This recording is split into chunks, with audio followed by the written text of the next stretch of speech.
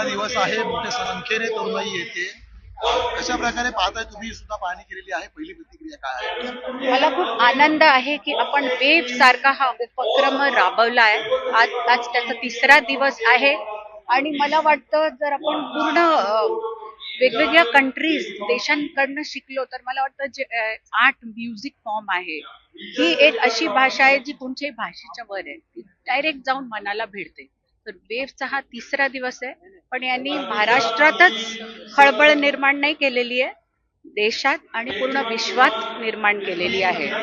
आणि मला वाटतं हे तर ही एक सुरुवात आहे, पण याच्यानी कल्चरल डिप्लोमॅसी, पॉलिटिकल जे कनेक्शन्स आहेत ते ते जास्त स्ट्रॉंग होण्यात मदत होणार आहे नक्कीच.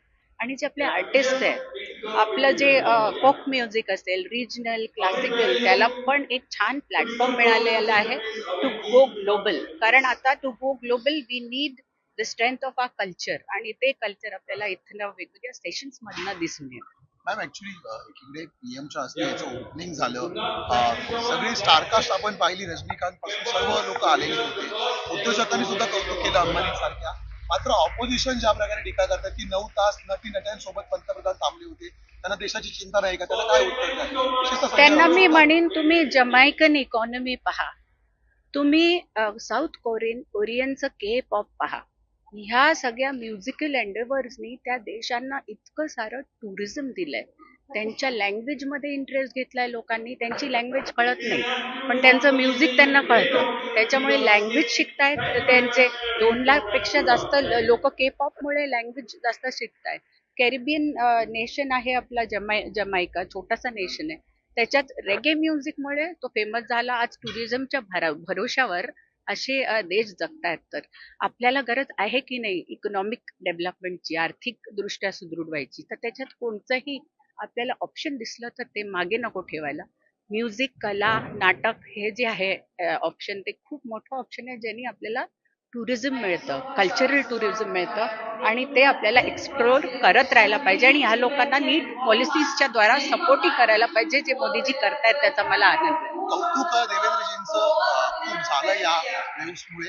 ऑपोजिशन्सला सुद्धा तुम्ही निमंत्रण द्याल का इथे येऊन अटेंड करायला, जेणेकरून त्यांनाही कळेल की कशा प्रकारचा कार्यक्रम? त्यांना निमंत्रण आहेच, आणि ज्यांच्याकडे निमंत्रण नाहीये मी स्वतः देईन त्यांना, काय इश्यू. थँक्यू. साठे स्कूल प्री प्रायमरी पासूनच करून घेतं फाउंडेशन पक्क करण्याची तयारी. म्हणूनच साठे शिक्षण समूहाच्या कित्येक विद्यार्थ्यांनी घेतलीये करिअर मध्ये उंच भरारी. 2025-26 या शैक्षणिक वर्षाकरिता आपल्या पाल्याचा आजच प्रवेश घ्या.